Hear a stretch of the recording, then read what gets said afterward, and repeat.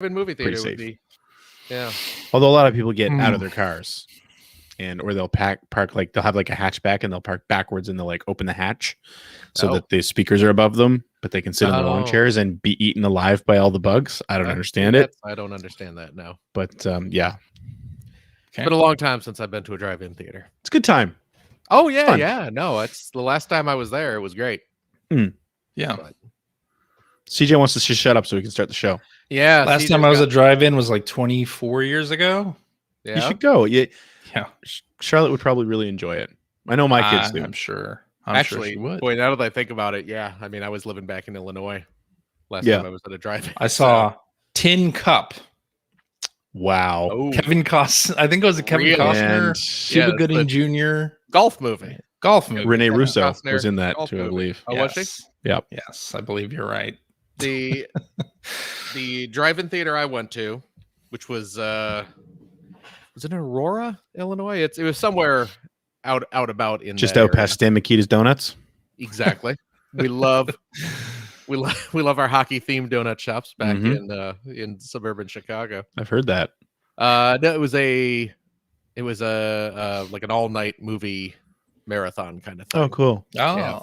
What was it? It was Dr. No, I want to say. The James Bond movie. Saturday Night Fever. Bye Bye Birdie.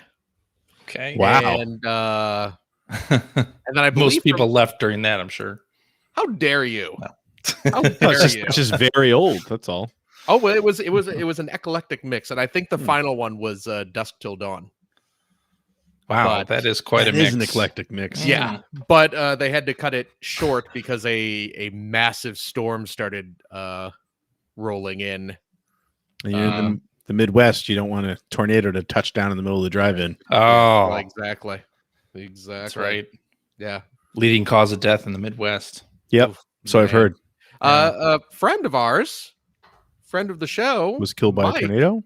No, Oh, but he was his home. He was evicted from his home. Because displaced. Yeah, because his apartment complex was hit. His specific unit was not hit, but there was enough damage to the But the roof on his specific place was wasn't torn off. Wasn't he on the ground floor though? And then the people above him? No, he was on the second floor. Okay. The third floor is where the roof got. Okay, so the roof wasn't torn off of his unit, but of his building. Above him. Yes. Yes. Yeah. So as long as the floor of the third floor was intact, his roof was fine. That's right. Yeah. But still, yeah. There you go. Tornadoes, man, don't mess with them. That's right. Don't mess with them. It's fun and games till they come after you. Is that how that works? I've never heard that said, but I mean, haven't you seen all the Sharknado movies? I mean, how do they keep targeting? Not one of them. Ian Ziering. Come on. Who? All right. Hello and welcome to episode 700. CJ's a big Sharknado fan. Been secretly hiding a Sharknado. Listen, I didn't even know Jim Cotta existed until I watched CJ's copy. Oh, well, there you go. Damn right. So, damn right. Yeah, You did. It's a thing. Yeah. Hello and welcome to episode go. 767 of the Player One podcast for Tuesday, July 20th, 2021. I'm your host, Chris Johnston, and with me, as always, from Canada, Mr. Greg Seward. Hello. How's it going, sir? It's going really well. My top 100 video came out this week. Oh, It did. I watched it live. Well, I know you did. Not live, but during its premiere. Yes. Yeah. I would have, but I was whatever. traveling. You don't even watch anything I put up. It's cool. You That's don't not even, you know true. what? Why do we do this little song and dance every time I release something new on YouTube? I'm the one It's who insulting cares. to you and me. I already know what games you like. They're probably all racing games, right? Not one. Am I right? Not one Am I of right? There There was was a single racing game. There was a disproportionate number of There racing was. games. Fair It was Let's every be clear. every time a racing game came up, which was probably about like every 5 or 6 games. I was That's like, not true, come but on, Ridge come Racer on. 5. How high was that? Come on, Greg. it was pretty high. I figured. Yeah. And joining me from the great state of Washington, Mr. Phil Theobald. How you doing, everybody? How's it going, sir? Yeah, we had to tear you away from your Unicron. I finally enjoyment. I busted out my Unicron toy. Is it as tall as you? He's in planet mode right now, so he's as round as me. I have not. Yeah. Because the thing is gigantic. The box is huge, and you have to kind of assemble him. I can see his head behind you. Oh my God, I can see it behind you. It is huge. Oh, there's God. There's the lower ring. There he is. Wow. Oh, your wife must love that. We're getting the dramatic backlighting now. So I imagine a version of A Christmas Story where you have that it's in the front window. The incident. It's big. Actually, that's a good place. Yeah. Yeah, right in the middle of the front window. Right in the front window. Well, you know what you should do though? Get some fiber transformer, and really get some lights going on the thing. Oh, string it all through. Yeah. Well, because in the movie he has the. That's what I'm saying. Around his ring, he has a little glowy lights and bits. Yeah. No, I should totally get some LEDs going. Yep. Light him up for the. Then right in the front room, right in the picture window. Oh, look at that, Greg! Yep. Scratching his back. Look at that. That's you know, Greg's a dad because he's got a back scratcher. Oh, you're goddamn right. I have one for my bedroom and my living room. Wow. There see? Phil's got one. There we go. Let's get a good old official dad cast now. Yeah. Now we just need CJ to call Charlotte in to scratch his back for him at the same time. Just I forgot this. That's not a hook. No, well, that would break. Use it on your hairy. There it is. Mine looks like a little bear claw. Look at that, and it's telescopic. You know what? Now I want a donut. As well, you should. Wow, boy! But yeah, so I got Unicron out of the box. I got him onto his stand, and you got to kind of disassemble him a little bit and fold up some bits on him to get transforming stand into him. It's a big, and then you got to get the big rings on him. Eater of planets. He's big. He's a big boy. I am not looking forward to transforming him. It's probably a 2 or 3 hour endeavor. At least. Probably. But he's got a big stand, so because that thing weighs like 20 pounds or something. It's a heavy toy. So, but I'm very delighted. It was a very good purchase. I mean, it was a stupid. I was gonna say, yeah, stupid purchase, but it was a good purchase. I see. So, Well then, yeah. Should we get into some news? Sure. Fine. I guess we should. You're hosting. Right? Yeah. Let's talk about Nintendo Switch OLED model pre-orders for a second. Why? Because I pre-ordered one. Yeah, we know. Yeah. Greg, did you? No, of course you didn't. No, I God, didn't either. no. Why? Of course DJ, of course, did. Yeah. I'm very excited. Yes.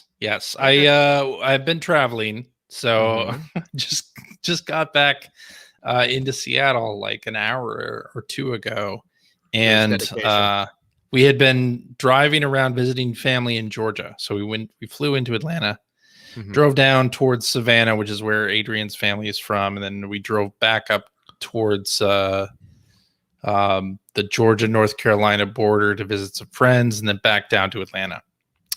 So I had very spotty cellular reception when the Switch OLED model pre-orders went live. You know, very spotty. Yeah. Like, CJ, we're 10 miles off course now. Shut up. I got a pre-order my OLED Switch. Hold on a minute. Man, CJ's hearing the banjos playing. It says on the cover. So yeah, I was going between like 3 and 1 bar of cell connectivity, and at 3 p.m. Eastern, which is when they went live. GameStop went up first, and I had ordered a few things from GameStop recently, including the Sly Cooper Funko Pop, which is GameStop exclusive. And so I had changed all of my info on GameStop to like be the right address and all that, except it doesn't like my current address for some reason. It always asks me to change Mm. it. Mm. But so anyway, put into that. Got the new Switch, the white Joy-Con model in the cart. Got to the checkout page. It had my shipping address as my old Atlanta address. Oh, which I had deleted. I deleted that address out of every address book in GameStop system. It still brings it up every single time. well, I don't know why. It's not in the system. GameStop knows something you don't. Apparently. Mhm. So change that. My real Okay. address. And then they're like, all right, put in the credit card confirmation number. Oh, Yeah. your credit card is expiring soon and may be Yeah. expired by the time this item comes Joke's out. So on you'll have to them. give me a Stolen new credit card. There you go. You'll have to give me a new credit card. CJ's I'm like, like, oh crap, that furiously other one was stolen. I gotta, on my phone entering in credit card information. yeah. Did that. Mm-hmm. Then it defaulted again to the Georgia address. Yeah. Changed that again. Yeah. And by the time I was ready, like I hit the checkout button, like confirm purchase. Oh, I'm sorry. An item in your cart is sold out. Go figure. So I was not able to get it from GameStop. That was plan A, GameStop. Plan B, Best Buy. So Best Buy. You think my stories are rambling and go nowhere? I stopped listening like 5 minutes ago. Mm. Yeah. I'm checking Pretty Twitter. much. Best Buy now has, ever since last fall's I'm gonna go figure out how to transform this guy. I'll be right back. next gen system debacle, they have a new setup where basically you hit the button and you enter a queue, and it basically like frees up stock on an interval that you can then add to your cart and check out with. So it's sort of like trying to defeat the bots by making you wait on the order page. You don't have to refresh or anything. They make you wait there until you can add to cart. Oh, Yeah, they did that with Shoppers Drug Mart here, which was selling Xboxes and PS5s. They had a system like that too, but I just found that you were just in the queue forever, and then it finally timed out. Well, this time it put me in the queue and left me there for about 5 minutes while my wife went into the grocery store to get some dino nugs for my daughter, who's a very picky eater. Dino nugs. Well, she won't eat chicken nuggets unless they're shaped like dinosaurs. What can I say? I'm sure she's Phil's kid. well, you know what? Here, Finn, not usually into chicken nuggets at all. Finn's not a big meat eater. Oh, okay. But he has been talking about dinosaur-shaped chicken nuggets a fair bit recently, and specifically referring to them as dino nugs. Is this some sort of dino nugs? Nugs, yeah. Is this? I don't know. That's It's what the we theme refer with to the them dads. as here. Is it? In this house, we call them nugs. Dino Huh. nugs. Huh. My daughter just calls them chicky nuggets. But anyway, so yeah, in the parking lot of the Engels grocery store in Hartwell, Georgia. I really hope I this is going somewhere. pre-ordered Okay. my white Nintendo Switch OLED model. There you go. Yeah, successily. Congratulations. For in-store pickup. How do the dino nugs factor into this? They don't. Oh, okay. That was just add a little flavor. That's right. No, Add a I little get it. I get. Hey, breading to the mix. I gotcha. You know what I'm What saying? does she eat those dino nugs? Just is it plain? Does she just dip them in Plain. sauce? No, Oh, wow. sauce. No sauce on those, huh? No, she doesn't do the sauce anywhere with her nuggets. Pure dino flavor. I used to, when I was growing up, Yeah. when I used to order chicken nuggets at McDonald's. Right. You used to. You don't eat chicken nuggets anymore? No, I No, don't. He's too mature for that. No. Whatever. Whatever. I go McDLT. Okay. It's Like adults. the grown up one. Yeah. The What's the grown-up best? one. CJ. There you are. What? CJ. Yeah. CJ. Yeah. What's the best McNugget sauce? Well, I'm Shouldn't going be to something you have tell to think you. about. I'm going to tell you. It's honey, of course. It's just plain honey. Greg, Honey. what's the best McNugget sauce? Barbecue. You're both wrong. It's hot mustard. Did you? Wow. Did they have the? No, when I what's the when name I of was that growing Korean up, boy group? is all about honey. All about the honey.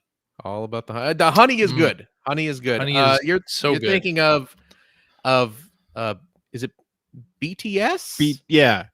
They're a Korean boy band, and were they the one that had the McDonald's Yes. crossover? Did Yeah. you try the sauces when they did that? I did not. I've heard they were good. Quite good. I heard they were good. What was CJ talking about? Talking about I how don't know. honey is the best McNugget sauce. Okay. Yeah. And then Honey's I good. successfully pre-ordered an OLED Switch. Yeah. There you go. Very excited. Very excited. There it is. I'm glad we got to hear about the chicken nuggets, though. I was more interested in the McDonald's conversation. Yeah. I figured you would be. Yeah. So then, of course, Valve announced that they're doing a portable of Their own Switch. called the Steam Deck. The Gabe Gear. The is Gabe best. Gear. The best name I've heard. That's pretty for it. good. Yeah. Yeah. Best one. That is the best one. Without a doubt. Without a doubt. Yeah. So 7-inch screen, touch screen, Mm-hmm. about the size of Switch, bigger than a Switch, looks like. No detachable Joy-Cons. Right. Well, they're It's not basi- Joy-Cons. It's a Steam box. It's a PC. Yeah. Joy-Cons yeah. are a Nintendo thing. Based on Yeah. Linux. That's a trademarked name. They can't. And it'll allegedly run all of your Steam games. Of course, that's up to even the VR emulation ones? layer of Linux called Proton, getting all your bits and bobs right. It was dangerously close to a Dana Carvey, Johnny Carson. Right there. I know, that's what I was going for. Really? Just for that last word or two. Yeah, that's it. That'll help get all your bits and bobs. But anyway, they started pre-orders on Friday. Three did. models. One starts $399. Yep. Second one at $529. Another one at $650. $650, I believe. Or if you're Canadian, add Yeah. $150 to each one of those prices. Ooh, yikes. Storage, the $399 model has 64 gigs of storage. The $529 has 256 gigs of storage, and the $649 has 512 Yes. gigs of storage. Yes. So Yep. There it is. So did you guys both pre-order? I did. I also did. Oh, did you really? I went mid-range. Yeah, I pre-ordered the 256. And to be clear, it's just reserving when it's putting $5 down. Yeah. $5. Doesn't mean You can refund that Buy at it. any point. Yeah. Before it ships. Yeah, I'm thinking about doing it too, but I don't know. I'm not totally 100% on it yet. Well, Because it is expensive. Like the prices here are $500, $660, and $820. Oof a doof. damn. Yeah, I mean it's expensive. That's a chunk of change. So Wow, I'm wow, not wow, 100% on it. Yeah. Yeah, their reservation for it. system is interesting though, because it basically you can still reserve them now. They're just pushing the potential ship 2022. date out. Yeah. I'm in Q2 of 2022. Yep, I that's am what it would also be now in if I tried to reserve it. That quarter. Yeah. So Yeah. I went for the big one though. I went all in. What feature of the Steam Deck got you excited enough about this machine to order one, Phil? Well, it turns out I've already purchased a lot of games for this system. I own You already have a lot of games in your I library. own I mean this is like, if I owned like 1,000 Switch games but didn't have a Switch. Now there you now go. I do. Now you I do. have an extensive Steam library. So Yeah. Who doesn't? I know, right? Yeah. I am over I have over 1,000 games. I have over 1,000 That's a games. lot of games. I have no idea where probably like 7/8 of them came from. I must have been in humble bundles, or Yeah, things like that. Yeah, because there are Yeah. so many. Like I looked through my Steam library, and there are so many of these games. I'll just look at the name. I have no idea what that is. Is that a game? I guess it must be. It must be a game. But I have never heard of it. I could look at a Yeah. screenshot and just I've never seen this game before in my life. But I have a whole bunch of Steam games, so just being able to play PC games portably, and it's going to have a dock, so you can. Yeah. Well, they It's gonna haven't have a dock. announced it. Yes, they said it will have a They dock said it's that'll gonna be have a dock, available yeah. later. Yeah. But Yeah. it's compatible with basically any USB-C dock. You can hook up anything USB-C that outputs HDMI to hook it up to a TV, or so you don't have to buy their proprietary dock. Okay. Well, Which I think that's the thing that I'm the most interested in, just because it'll be a way to. I'm interested in streaming some of my Steam games, and it'll be a way to stream those without using my PC desktop. Yeah, there you go. You know, I can just grab the HDMI signal, but I believe the output for this thing is only 720p, right? Well, that's the screen. Yeah, I don't know if. Yeah. See, that's one of the questions that I have, because if you put it on the dock, I mean, and it will output at a higher resolution, is the thing powerful enough to do? Oh, that's interesting. Good games at a higher resolution? Like, that's when you start to have. It says it supports up to 8K at 60 hertz or 4K at 120. I don't see that thing outputting, a modern game at 8K. Right. So that's one of the questions I have with it. Yeah. Okay. So I might just wait till they come out and see what people say. Yeah, I'm kind of curious. I'm sort of glad that I'm in Q2 so I can see reviews and hands-ons with this thing, because the button layout doesn't look the best. It's an odd layout. It's kind of an odd layout. Plus they have buttons on the back of that as well, and I kind of wonder how easy those are to push, or how easy they are to push by accident. Too. Or how it works with binding functions to that, like how all of that stuff works. Yeah.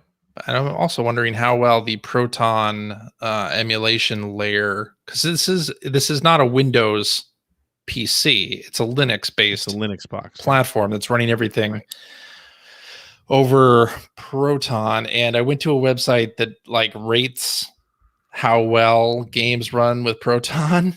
Yeah. And of course I looked up Sea of Thieves immediately, and which is they have different ratings, right? Like gold rating is that it runs well or whatever. And I drilled down into the reviews, and it's like it crashed after 4 hours of play, and I couldn't use voice chat in the game at all. Oh, 4 hours of play is like 30% into one of your runs. I know, right? I know. But that doesn't strike me as like gold compatibility. As getting a lot of crashes and voice chat doesn't work isn't really amazing. But you're gonna buy one anyway. But yeah, I'll buy one anyway. I mean, I only reserved it. I didn't put down the entire price of it yet. So yeah. So do we think this is a Switch competitor? Like and what I mean by that is maybe Valve looks at it as a Switch competitor, but would Nintendo look at this as competition for the Switch? No. I can't imagine they do. No. Yeah. It's not going to be in stores. It's only going to be offered via Steam. Right. They're two completely different ecosystems anyway, I think. Yeah. Yeah. And no Joy-Con. It's not like meant to be a shared experience or anything like that. They're not even really like marketing it as a console that you can hook up to your TV. Yes, you can hook it up through a dock, but it's not like that's right the main thing that you would do with it. From what I understand, they're not even going to have Snippy Clippies on it. Oh man! So, how are you supposed to cut it out together if you can't get the Snippy Clippy? So that's right. That's right. Yeah. Yeah. But yeah, I'm interested to hear about it when it comes out. I got one pre-ordered. If it turns out it's not very very good from that first batch. Yeah. I have to believe that this is one of many machines like this that'll be coming out. I mean, we already have a lot of similar form factor looking devices out of China and Korea. right? Mm. And in terms of American manufacturers, I think Alienware showed something at a CES like 2 years ago that looked like the Switch, but this is like the first serious contender anyway Okay. from a US side of things. But anyway, yeah, I'm interested in it. It'll be interesting to see if it really can run everything. I doubt it, but I'm and sure how it'll well run it'll share. run everything. Yeah, Right. That's my big question about it, is the power of it. Yeah. Because then I also heard, the internet talking about, well, does this change how powerful a Switch Pro needs to be? It's like, no, of course not. This isn't competing in the same ecosystem as the Switch. Right. I don't Unless think you so. could buy it at Walmart, Target, or like buy it in a store. It's not going to be competing with that market. Yeah. But hey, you'll be able to play Control and Hitman and Fortnite, probably. Since it's a PC, Leisure I'm Suit sure you Larry, Space There you go. Quest. I'm sure you Yep. can install Epic Games Launcher on it and then play Fortnite. I don't know. That doesn't sound like something they'll allow. But they said no. Gabe said it's like a PC. You can install other software onto it, so you could potentially install Windows onto it. You can install the Epic Games Launcher, I assume. Then I might actually be able to use Epic Games Launcher because it still doesn't work on my desktop. There you go. So, and it could be a very good emulation machine as well. If you've been thinking about that emulation, I'd Genesis, like to Super Nintendo. see it running iRacing really well. That's what I want it for. So I could run iRacing on my TV fairly easily. Okay, interesting. Just saying. All right, Don't judge me, CJ. All right, I sat here and listened to you back to the rattle on racing about it for games. the last 20 minutes. Back to the racing games. Yep. Alrighty, I guess that's all we have on the Steam Deck. Don't call it a Stream Deck. Stream Deck. Yeah. Alrighty, then I guess we should get to what you've been playing. So, Phil, Oh boy. Here we go. what you got for us? Well, I've been playing with Unicron. Big old Big old transformer. There he is back there. Big old transformer. He's just hovering around, just waiting. What have I been playing? Well, you know what I picked up this week. I bought some games on the Switch, on the Nintendo Switch. Heard of it? Kind of like an old-fashioned Steam Deck. Yep. If you've, I've heard of them. if you know what I'm talking about. Yeah. Got one of them. Kind of like a pre-ordered. prototype, really. Yes. I pre-ordered a couple games on there. I pre-ordered. Hey, me too. Oh, Well, let me tell you what Let's I compare pre-ordered. pre-orders. And yeah, See if it matches you. yeah. Okay, go ahead. I pre-ordered Blaster Master 03, which is coming soon. I also pre-ordered a game called Alone with You, I've heard of that. which is that's the game that I pre-ordered. Did you pre-order that game? I did. Yeah, that looks same. I don't know what to think about it. It looks kind of like an old Sega CD game or something. You know, it's got kind of those old-fashioned retro graphics that the kids love these days. Kids are into. Mm. That, of course, Alone with You is, of course, a Benjamin Rivers joint. Absolutely. It's a few years old. The game came out a while ago, good game. right? Yeah. You know, I've never actually played it, so I'm looking forward. I think you'll enjoy it. To playing it on the Switch. So, yeah, I picked that up though. Is that the only game you pre-ordered? Yeah, that was it. Oh, Alone with You. Okay. I mean, it's a solid choice. Solid choice. I was expecting more. Sorry to disappoint. You know, At least you're to driving save up all for a over. Steam Deck. Yeah, Yeah. that's true. My $5 went to Valve. The Steam Deck I ordered cost a little bit more than Unicron back there, but not by much. Not by much. Oh, yeah. We'll have the photo op of Unicron holding the Steam Deck. So that would be amazing. What it? Sure. Amazing? Amazing's a strong word, but I mean, how about outstanding? There we go. That's more like it. I did pick up for the Switch a game that is currently out. And it's not the one you're thinking of. It is a game called Pick Tui. I've heard of that. You seen this? You hear about this? Pick Tui. Uh-oh. Muffins are done. I'll be right back. Pick Tui is what is it? A Tui? A Tui. Yeah. A Tui. The former Renegade Kid people. This is them doing a Picross game. They did a Picross game. Yeah. And yes, I picked it up because it's like, I like a Tui's games. Yeah. I like a Tui's. I liked Mutant Mudds. Mutant Mudds was good. Mutant Mudds is really good. Yeah. And I like Picross. So hey, what are we doing here? Now, Phil, as a Picross connoisseur that you are, how does this compare to the output of one Jupiter software? Okay, here's the thing: Jupiter games. I don't feel like that's a fair comparison. It's not. Jupiter has been doing Picross games for so long, and they've so perfected it so many years ago.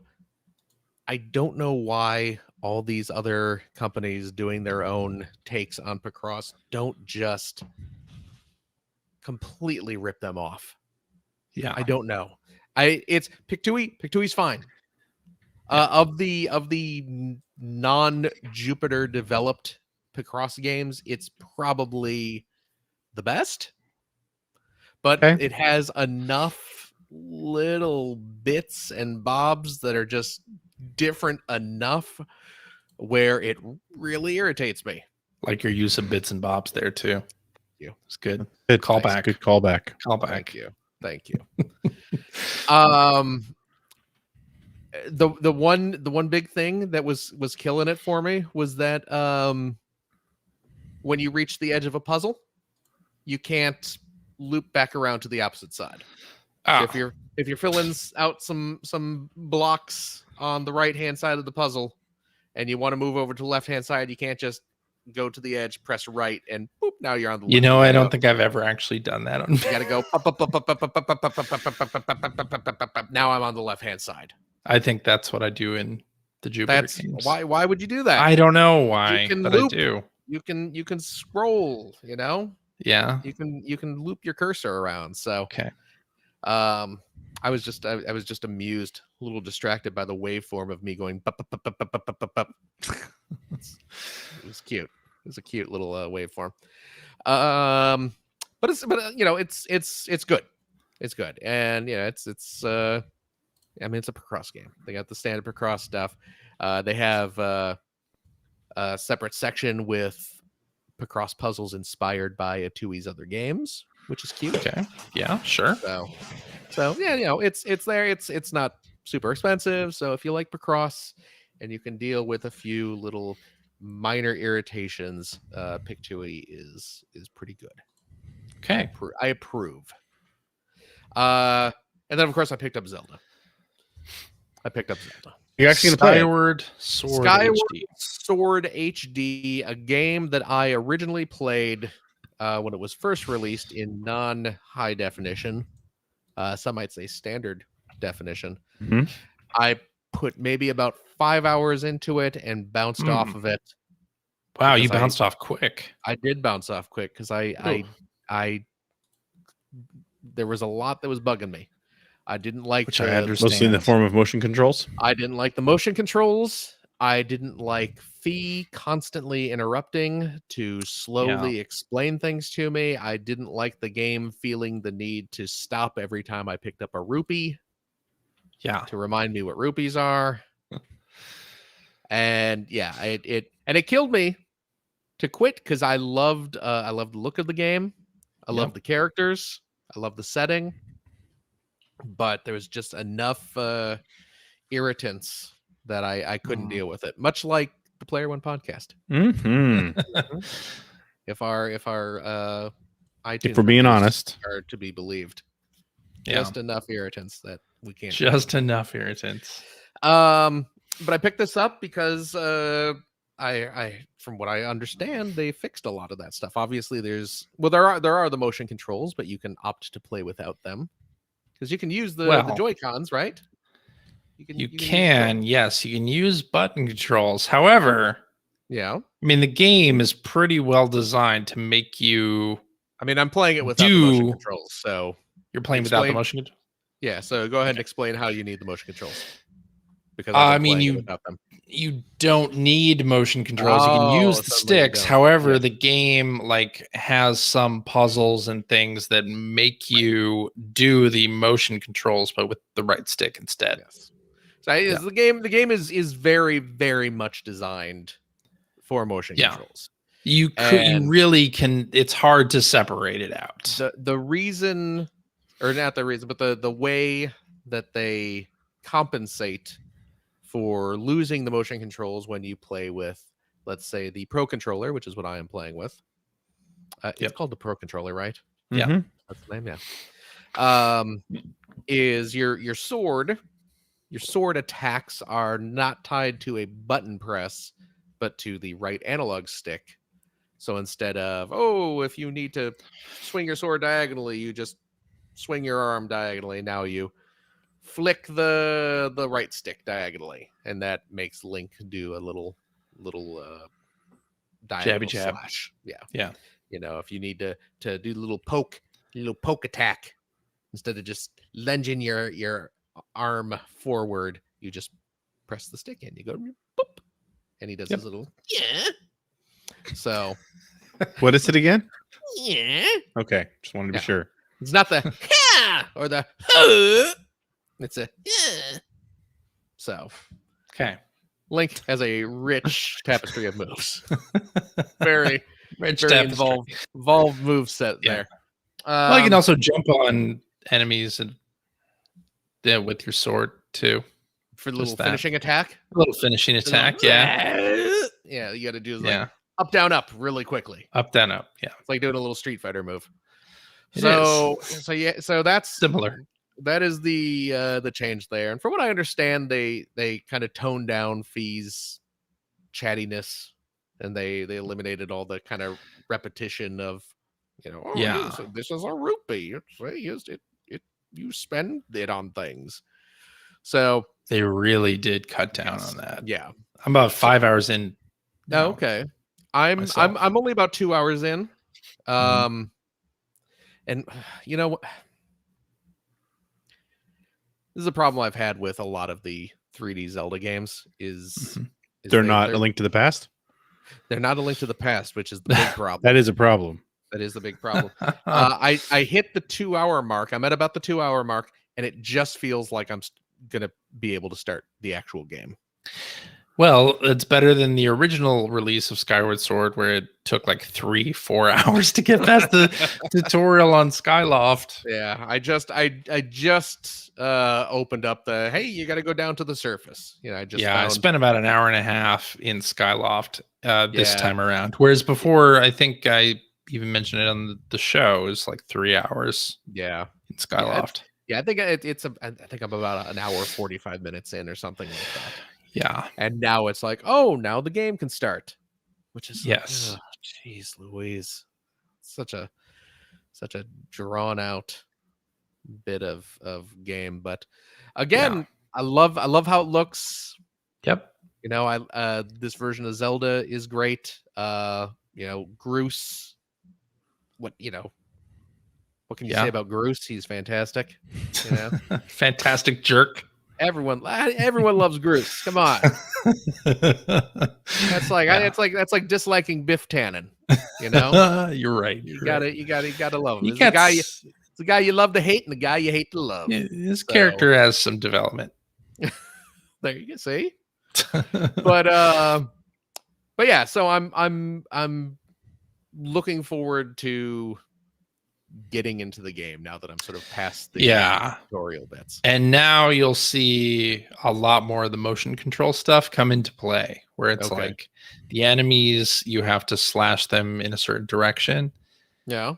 And that can be a little fiddly, with Yeah. the right stick Well, I've because they already- switch positions pretty fast. Yeah, and I've already had that. Even just dealing with some of the minor, little, bats and things like that, where you're just trying Running to around swinging the sword like wildly. Yeah, and then your little stamina meter goes down. Yes. It's like I'm trying to swing and hit this bat, and then all of a sudden Link's just kind of then you get hit.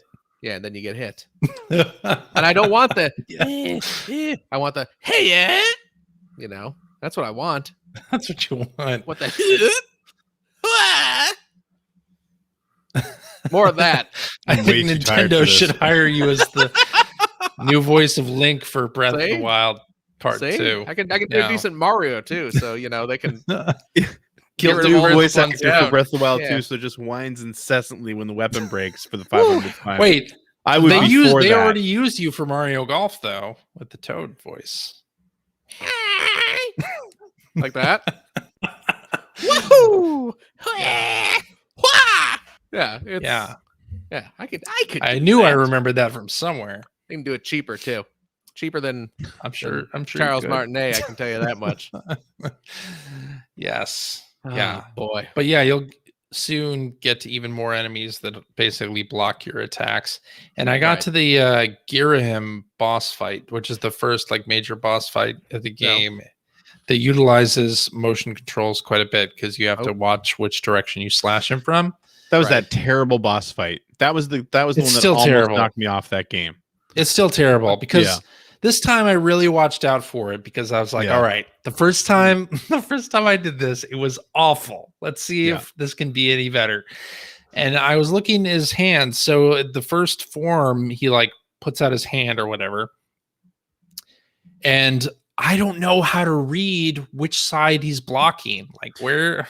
Yeah, this is for anyone who's never played this. This is like the first major boss fight, and he's super quick blocking you. I think he just blocks you with his hand, doesn't he? He blocks you with his hand. Blocks your sword with his hand, and it's extremely frustrating for the first boss fight in the game. Like it's a very non-Nintendo. That's what struck me about it anyway. Back when I played this originally, it's like this just Nintendo is so good at easing you into a game. Not in this game. Honestly, well, with this game up to that point, I would say to a fault because of what you just said, where they had to stop and explain every single thing over and over and over again. So it almost went too far. But then you hit this boss fight, and it's just like, they just dropped a brick wall in front of you. Yeah, and they still have. Like, what do I do? And they still have. And I'm not even sure I beat this boss the correct way this time. Because he sticks out his hand and it's like, are you supposed to look at the way his hand is pointed or whatever, like what direction of his body he's got the hand on to attack the other side? And I'm not even sure if that's it. I'm not even sure if that's the right way to do it, but that's what I did. I had to use a couple potions to get past it, and they leave a lot of like hearts, little vases around that you can get hearts out of. And during that fight, and still I died once during that, and I was like, oh god, is this gonna be as bad? And I finally was able to get him the second time, but they don't teach you how to do anything with this boss. There's like no weak point, and you're just slashing at him. Like, what am I supposed to do here? I don't know. Game, you've gone over everything a million times with everything else, and now you aren't giving me anything here. But and in terms of like defensive attack, like playing defense, it's very tough in this game. Like I don't feel like they really like prepare you for that, to like press A to jump out of the way of things, or like there's not as much like diving to dodge attacks in this as prior Zelda games. But and even like using the shield in this one, you can skip the shield training entirely in the combat thing. I think before they made you do it. This one you can just skip it. They tell you, oh, you can go here for shield training, but then you don't actually have to do it.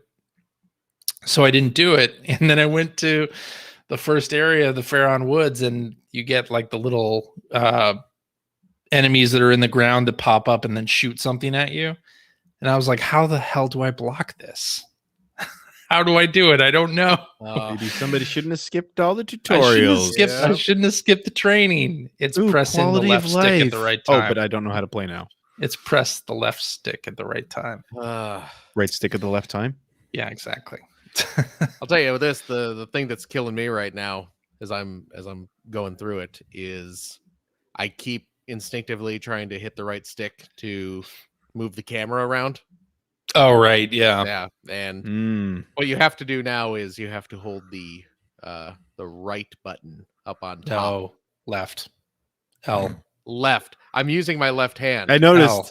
Yeah, say, I'm using my left hand. L. It's the L button. It's the L button.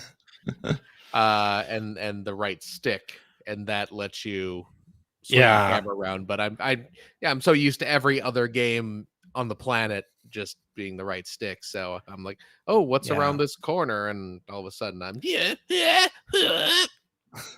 like, come on, man. Yeah, let me tell you, it was tough. So I went from playing this to playing Mario Golf Super Rush. No. And trying to adjust the camera with L for some reason. L in Mario Golf makes you run. It makes you do your little dash move or whatever. I was like, no, I don't want to do that. But anyway, yeah, that was fun. 60 frames a second though in Skyward Sword. Yeah, good frame rate adjustments there. I love frame rate. Yep. Don't you? That's all I care about. Yep. Don't you though? Yeah. It's all about frame rate. So are you liking it? I guess you're just about to get off Skyloft, so you can't really have an opinion of it. I'm not disliking it. I'm still playing it. I'm still. Where did you play up to last time? I don't remember, man. How many years ago was that? Did you get to the Pharaoh Woods? Is that? I mean, I got to the surface. Yeah, I just finished the first forest temple. Like and I said, it was probably about 5 hours. It was probably at about 5 hours. Okay. So you probably quit before the forest temple or at the forest temple. Maybe. I assume. I don't know. Even though this was 10 years ago, I remember a lot about the puzzles in this game for some reason. I don't know whether it's being frustrated over the motion control has made me remember. Yeah. Because it does the other thing too, and you'll see this in Pharaoh Woods. It does the thing that so many other systems with motion controls had you do. Like, cross this tightrope and remain balanced on it. You tilting left and right to remain balanced as you walk on a wire, right? Right. So it does some of that. But you have to also jostle the wire and get enemies to fall off of it as well. Okay. So, but yeah, I like it. I like the fact that it's not nearly as talky as it was 10 years ago. Like Fee has barely popped out in the first dungeon. I actually pressed the button to make her come out to get a hint once. Wow. She didn't give me what I wanted, but yeah. So there was that. But yeah, I'm really enjoying it. I'm remembering some of the puzzles already. I did finish this game on the Wii back in the day, and I really enjoyed it, except it did have a slow start, and then at the end of the game, it just kind of throws some useless shit at you to do that feels like busy work before the final battle. So we'll see if any of that stuff is really improved. loved it.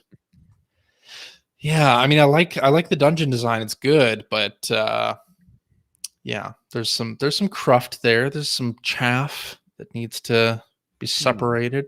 But yeah, I like what they've done so far. Well, good. Yeah. Good. All right. Glad to have taken over your What You Been Playing, Phil. I mean, that's what you've been playing. We call that a segue in the business. A twofer. Okay, I'll talk about some of the stuff I've been playing. I mentioned Mario Golf Super Rush. I finished the adventure mode in Mario Golf Super Rush. How was that? It ends very abruptly. Ends very abruptly. I could spoil it for you. And maybe you won't spoil it for me. Do you not care? Doesn't matter. All right. Spoilers if you haven't finished it. I mean, the final boss isn't Bowser. You start playing golf on Bowser's course, but no, you have to free Bowser from the Snow King,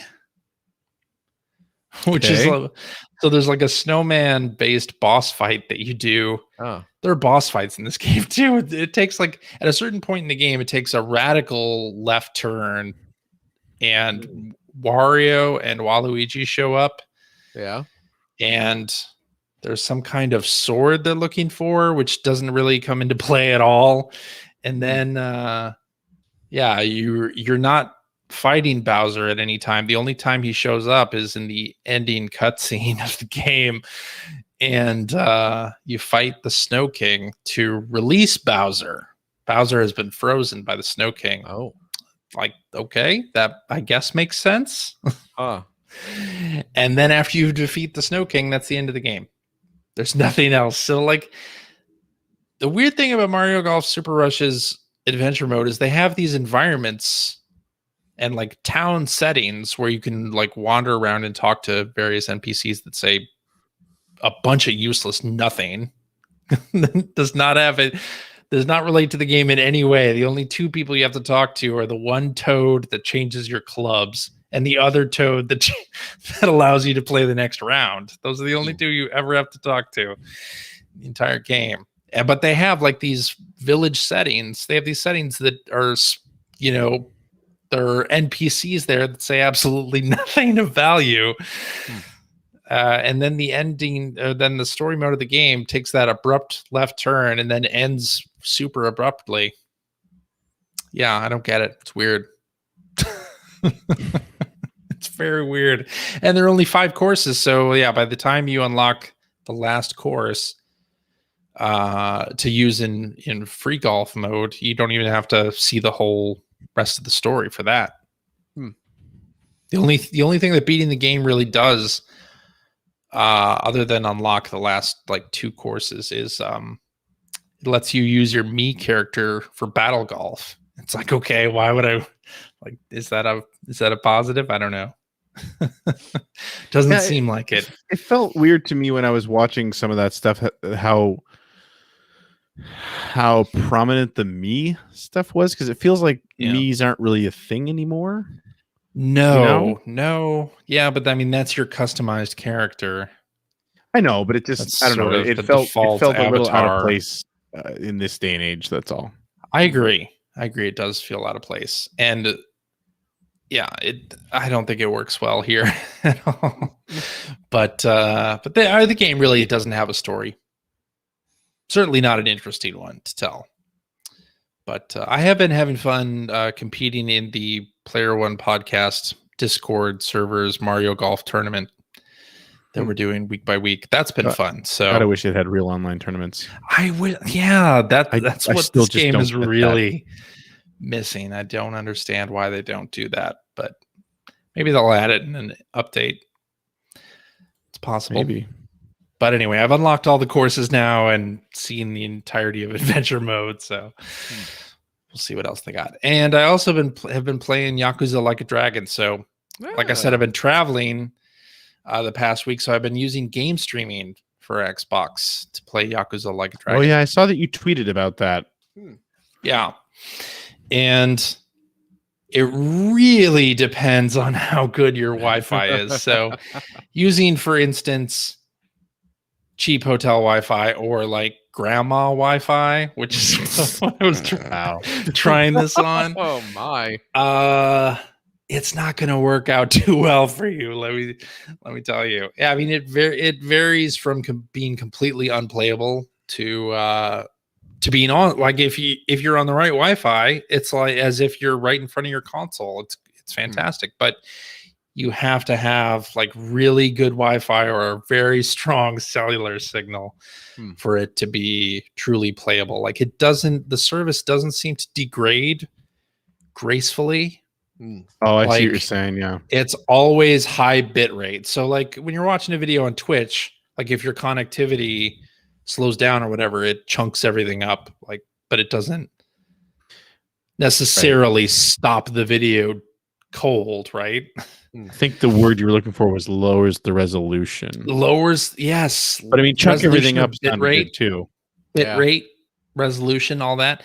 Chunk it up. Game streaming doesn't really do that, which is weird because it does do that when you're remote playing on the Xbox app. It does do game streaming, isn't it also reading your inputs? So it can't really. It is also reading your inputs. You're right. Yeah. So, but I played through the first chapter of Yakuza Like a Dragon entirely over game streaming, and it's been pretty fun actually.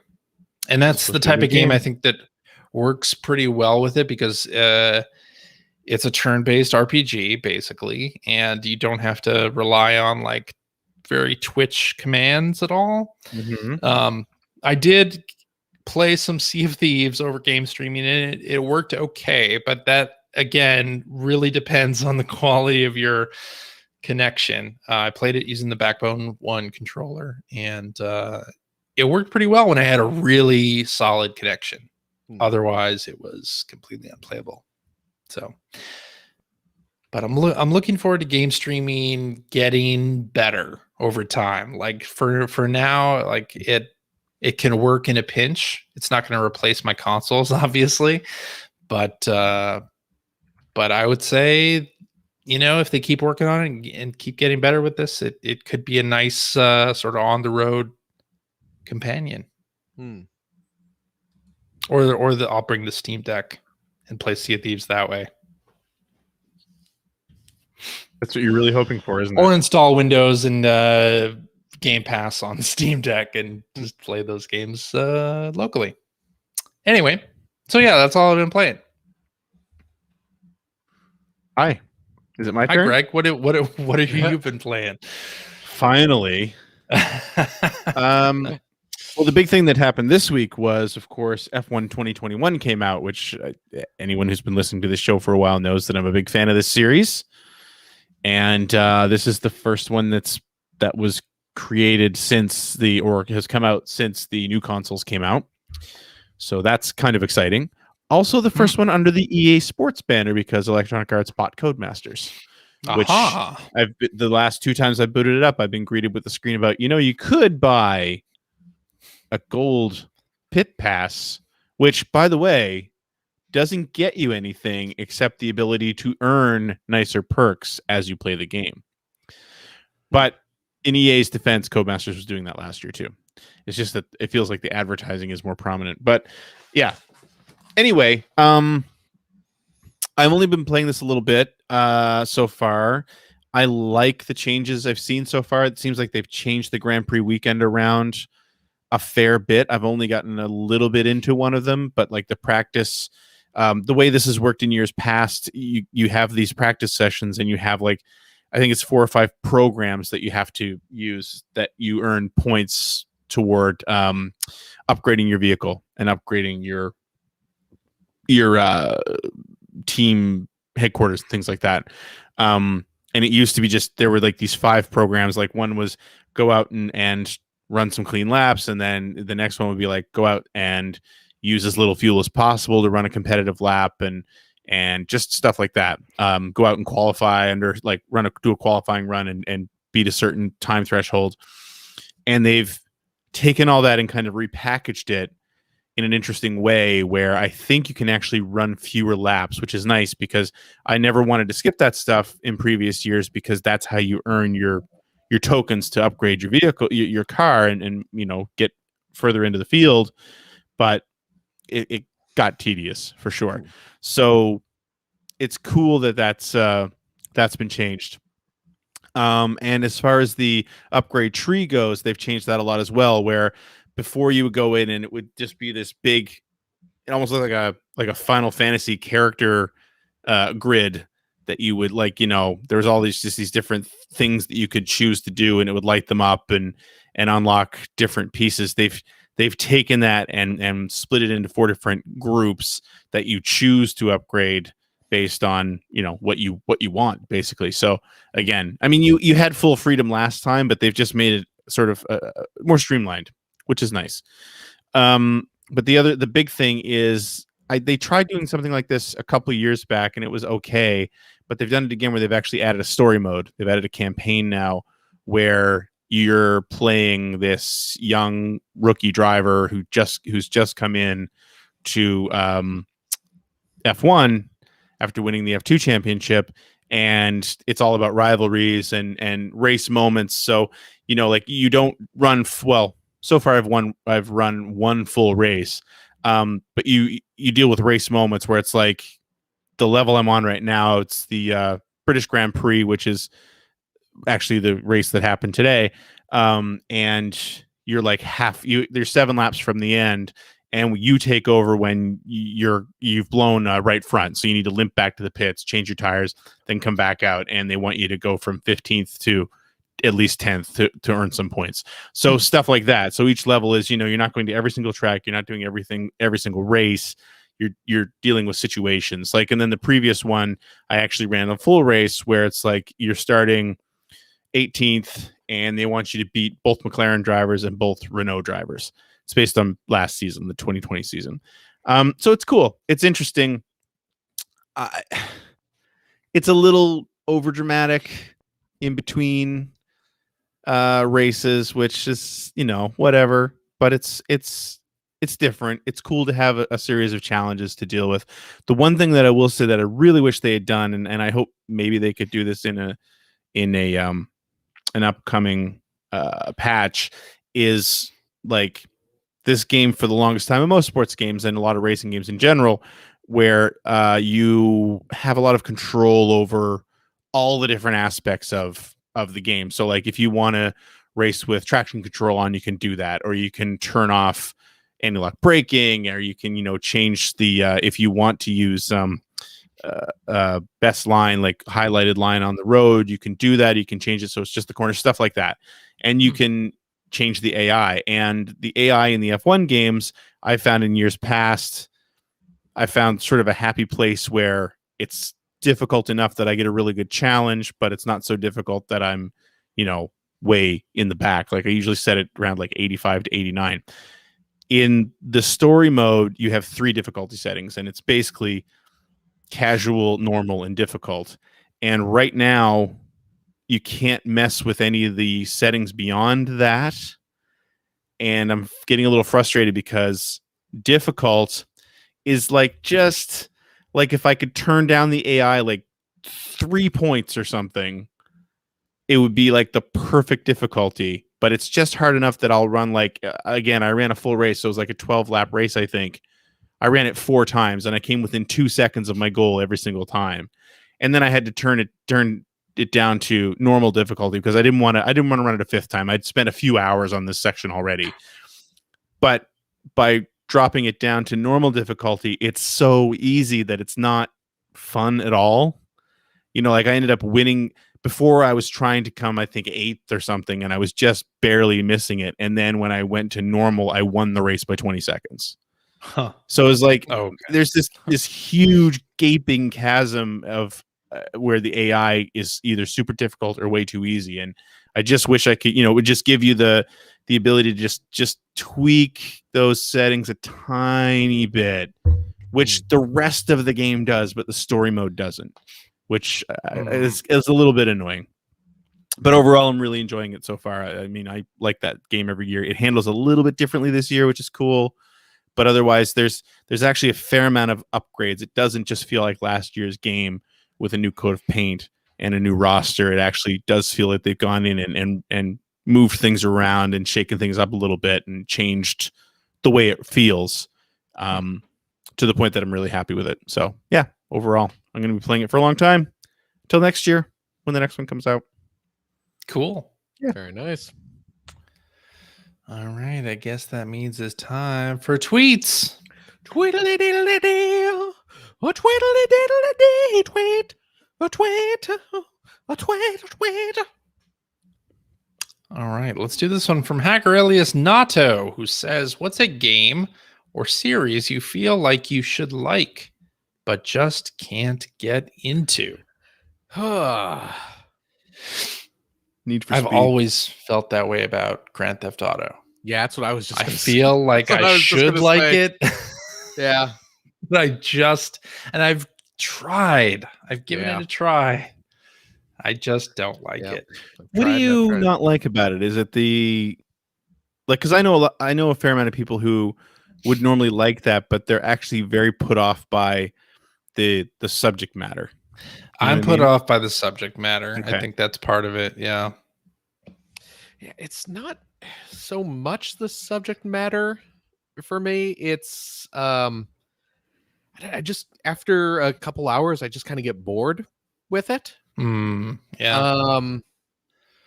I don't know if it's the structure of the missions or what, but yeah, I just kind of get tired of it.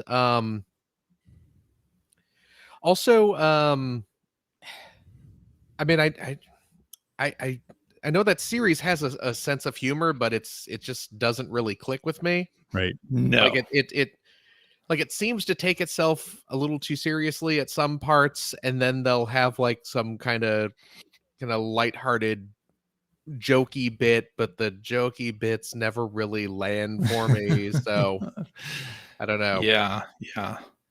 They need to strike a tone like they did with Bully, because hey, Bully's amazing. You know what's interesting with Bully is I've streamed that on my Twitch channel a few times, and I have one, and I forget exactly who it is, but I have one regular viewer who, when I stream that game, they leave. Oh, really? Yeah. And I think it has to do with the fact that they dealt with a lot of bullying when they were in school. Oh, okay. Yeah. And they just, I can understand that. I've had them say like, this game looks awesome, but Yeah. I can't watch this. Yeah. Yeah. Because it just stirs up terrible memories. I understand Wow. that. Yeah. Okay. Yeah. Okay. But and it's I tend to not like any of the characters in the GTA games. The GTA Same. games, most of the characters are very unlikable. Yeah, That's well, kind of that's the just point. it. And, And I get that's the point. But I understand why that would put you off of it. But yeah, it's like you can have unlikable characters that I'm still having fun playing with, but it's not usually the case in the GTA games. I mean, I kind of feel this way about a lot of mainstream series now, like Call of Duty. I feel like I should, I don't know, not necessarily I should like it, but those? You were never into first-person shooters. I mean, I like Halo. I like first-person shooters sometimes. Because they're so popular? Is that, I don't know, maybe. But then like Final Fantasy is a series that I used to like that I feel some people still like and see it as like a good JRPG series, and I just can't. But do you feel like that's anymore. an interesting one, because I was a huge Final Fantasy fan too, right up until probably 11. But even after 11, when they went back to doing this thing, like with 12, after 10, that was the last like single player Final Fantasy that I found myself like able to get into. Even 10 lost me. Like I was not into 10. Yeah, but 10, there was definitely a tonal shift. Yeah. With 10, and I don't know that. I think there's more that has more to do with it. That, and then also the other thing that I'm curious about is, do you find that you play RPGs at all? I do. Really? Yeah. Okay, because I find I don't, and they used to be like 11. my favorite genre. Dragon Quest 11S, I have been like going back to every so often on the Switch, and I find it very easy to pick up that game and continue playing from anywhere, because there's not much grind to it. The difficulty is pretty even, not a whole lot of complicated systems to learn, and I feel like JRPGs in general have kind of become that, right? Where there are a lot of complicated systems on systems where you have to understand everything in order to get full enjoyment out of it. And I'm just not that player anymore. Yeah. Right. Yeah, I agree that's a thing for me too. for sure. But even like I used to enjoy Halo. Like I feel like modern Halo has kind of lost me as well. I feel like my enjoyment of Halo had way more to do with the context of the people you played it with. Yeah. I mean, I don't think I would have Halo. liked that game nearly enough if I hadn't been working at I EGM think you're with a right. bunch of people who played it every single night. I think you're absolutely right. Yeah, because like by the time Halo 2 came out, I'd left, and you guys all seem to still be really massively into Halo 2. Well, and I left after when Halo 2 came out. Through it, but I wasn't nearly as excited about it.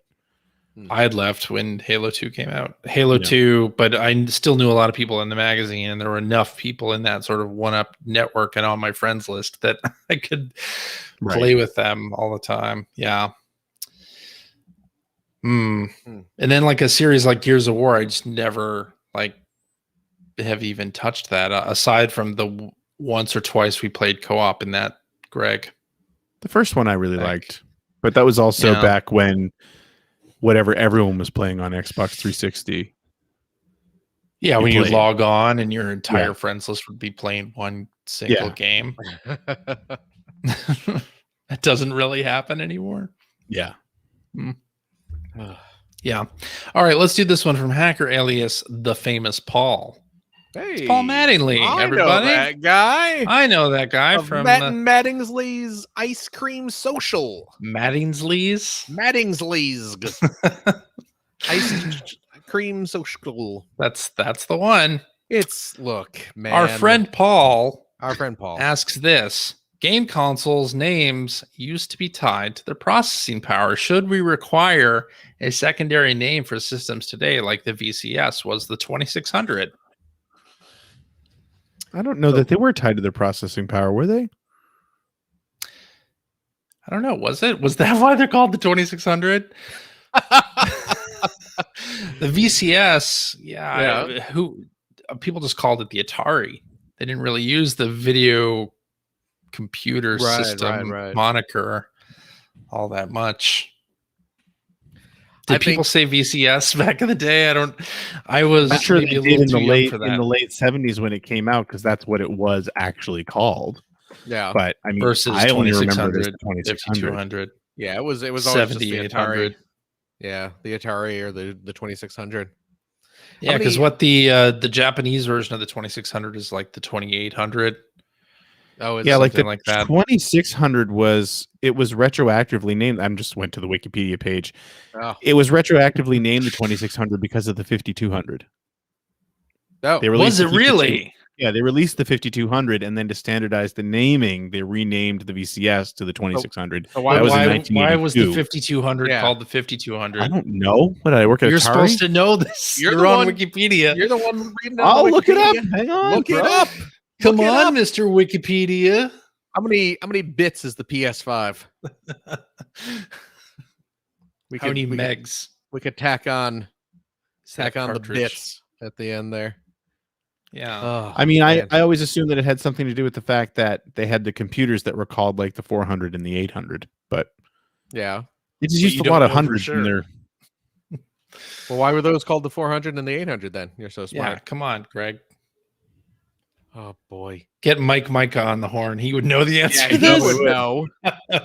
Mike would know. Oh, there's no probably involved there. There's no probably. Mike would definitely know. Mike's the one who knows all this stuff.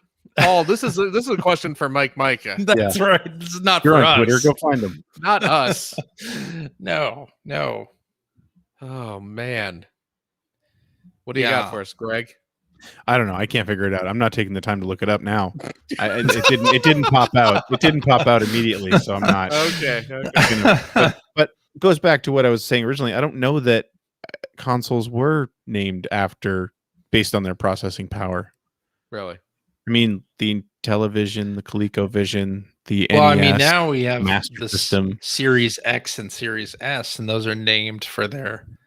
I will say that Microsoft has backed themselves into this terrible corner. It is a terrible corner with system naming now, and I think I get what they're going for. I think with the whole series. Well, the next time, the next time they update, they'll just replace the word series with something else, and it'll still be S and X. Do you think? I would assume. I guess they probably have to. Oh, because they did the Xbox One S, Xbox One X, and now it's Xbox Series S and X. oh. So they'll just change that middle name. Xbox Mark. McGillicuddy. The Xbox McGillicuddy McGillicuddy. X. Yeah. The Xbox Rediger. But yeah, no, I don't think that any system has really, or not, it wasn't normal for them to be named based on their processing power. I think that you saw them sort of advance, the names would advance to call out that this was more powerful than the previous iteration. What are you talking Like about? The Ultra 64? That's what I'm saying. Like the 64-bit. NES, the Super Nintendo, the Ultra 64. Hmm. And then Nintendo finally gave up on it.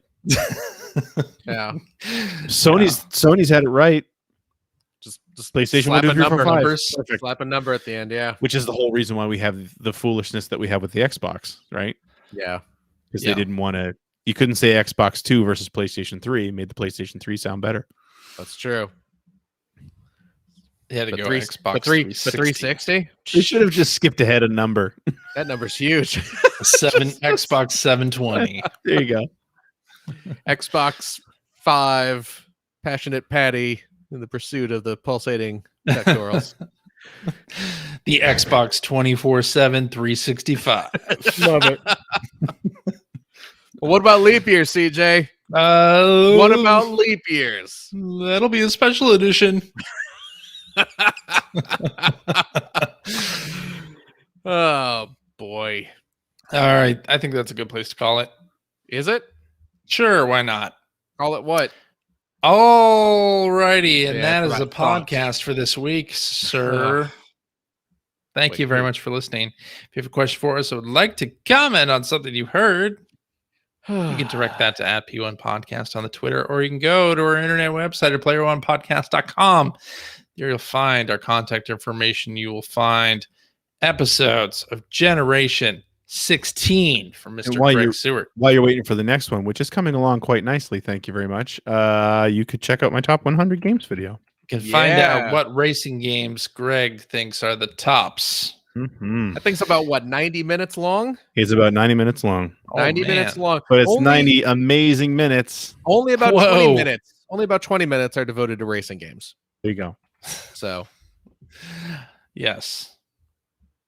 And you'll find mhm. show notes and links to everything that we talked about in this episode, and a link to our Discord server where we can discuss this episode with us and our other listeners. If you would like to subscribe to the Player One Podcast, you can do so by visiting player1podcast.com or by loading up your favorite podcast listening app. We're also on Stitcher Radio. We're on Spotify. You can like us on Facebook. You can watch video archives of our show on the youtubes.com/P1 Podcast. You can also watch us live most weeks on, oh golly, on the YouTubes, the Twitters, the Facebooks, the Twitch.televisions, all over the place. Follow our Twitter account, which is @P1 Podcast, to find out when we are doing our next live show. Typically, not this week. We had to delay it this week due to CJ's extensive travel itinerary. But That's the worst. typically, it's Sunday nights. It's 5:30 specific time. So join us, won't you? If you like what you've heard, and how could you? You could head over to patreon.com/P1 Podcast. Throw a few shekels our way. Look, man, $600 Transformers don't just materialize Jesus Christ. out of thin air. Okay, I need to skim a couple bucks out of the till every so often to pay for my plastic addiction here. I don't think that's how it works. Just That's in not true. general. That's No. not true. No. That's not true. You know what though? Your Patreon funds do, of course, help support our show. All of the backdoor wheelings and dealings that we got to do to Bits and bobs. stay on the air. All the flips and flops, all the snippies and all the clippies. They keep us running smoothly every week. And of course, if you are a Patreon friend of the $5 tier, Cheap. You gain access to a special bonus episode every week. We record it right after this. We play games, crack wise, have fun doing all the stuff we can't do on the regular show. Do we have a game this week, CJ? No, we don't, Phil. Good night, folks. Gotta go. I know you've been traveling. We're gonna do an EGM review game. It's an impromptu one. On the fly, an impromptu one. This will be fun. This will be good. Will travel-addled CJ be able to blank out the names of the games on the fly? I think I have a guess. Well, this should be a fun one, folks. Hey, if you want a sample of these post shows, CJ, generous lad that he is, every Thursdays will post one of our old shows from a couple of years ago on our regular podcast stream, so you can listen to some of those old ones. They're fun. They're evergreen. You know, they're all trivia quizzes and crap like that. So enjoy, please. And if you like, hop on the Patreon. It's fun. And you know what? If you have a couple bucks left over, you can head over to patreon.com/generation16 to help support Greg Stewart's outstanding, and it is outstanding, web series about North America's favorite second banana, the Sega Genesis. That's right. Currently working on the final game of 1990 for the Sega Genesis. Oh, and if you are a supporter of the $5 variety, also cheap, you get access to my weekly vlog series called The Weekly Commute, where I don't go anywhere. I sit safely in a room in front of my phone and record. Very smart. And record my thoughts on the progress of the current episode, other videos I'm working on, and anything else gaming that comes to mind. Books, laser discs, old video games, game room, stuff like that. I found, speaking of laser discs, I found a record store here in near my new home that sells. They have a bunch of old laser discs.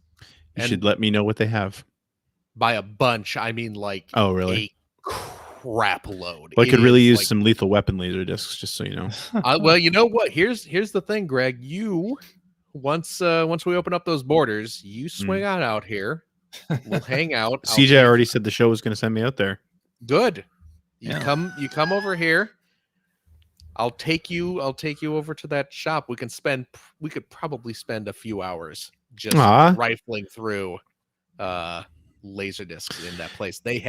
It's incredible the amount of laser discs they have at this place. What I love about this plan is that we've already completely dropped the pretense of it needing to be around PAX or anything like that, because we won't go. Why bother? Why bother? Why bother? This is just to get you some laser discs, my friend. So, I love it. What's the purpose for your trip? Laser discs. Laser discs. All right, go on through. Yep. I heard there's a secret stash of them in the States. That's okay. I'm already writing up some plans to head back up to Canada once the borders open. Yeah, but you're on the wrong side of the country. You got to come to Nova Scotia at some point. Well, I just want to go to Toys R Us. I know. We have a Toys R Us here. Yeah, I know, but that Toys R Us is a lot farther away than the Toys R Us that's, just north of me. Also cheap. And hey, you know what? While you're browsing around the Generation 16 videos, absolutely take some time and watch Greg Stewart's 100 favorite games of all time video. It is a lot of fun, and it's really well put together, as all of Greg's videos are. Aw, thanks. And I'm sure you will find some good games. And number one may surprise you. It's the video most doctors don't want you to see. It's true. That's it, CJ. Thank you so much. Thank you, Phil. Of course. Gregory. Yo. Thank you so much. Thank you, Philip. Of course. And a huge old thank you to all of you good folks listening out there at home. Please remember, take care of yourselves. Take care of your family, your loved ones, your friends. Goodness gracious. Get the shot. wear the masks for now. Take care of yourselves. Bye-bye. Yeah. We hope to see you next week. Bye-bye. Bye.